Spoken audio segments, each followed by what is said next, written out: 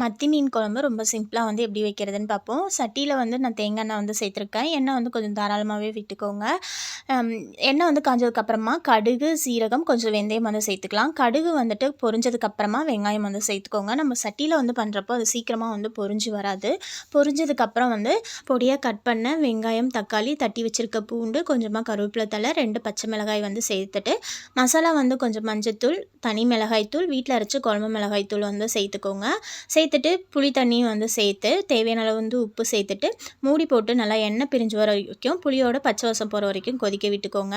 இப்போ கடைசியாக வந்து கொஞ்சமாக நல்லா திக்கான தேங்காய் பால் வந்து சேர்த்துக்கோங்க. நான் அரை மூடி தேங்காயை கொஞ்சமாக தண்ணி விட்டு அரைச்சிட்டு சேர்த்துக்கிட்டேன். இப்போ நம்ம க்ளீன் பண்ணி வச்சுருக்க மீனும் வந்து சேர்த்துட்டு மூடி போட்டு ஒரு 5 நிமிஷத்துக்கு நல்லா வந்துட்டு வேக விட்டு எடுத்துக்கலாம். இப்போ கடைசியாக வந்து கொஞ்சமாக வந்து கருவேப்பிலை தலையும் வந்து சேர்த்துக்கலாம். அவ்வளோதான், நம்மளோட மத்தி மீன் குழம்பு சூப்பராக ரெடி ஆகிடுச்சு. நீங்கள் தாளிப்பு வேணால் லாஸ்ட்டாக கூட வந்து கொடுக்குறதா இருந்தாலும் கொடுத்துக்கோங்க.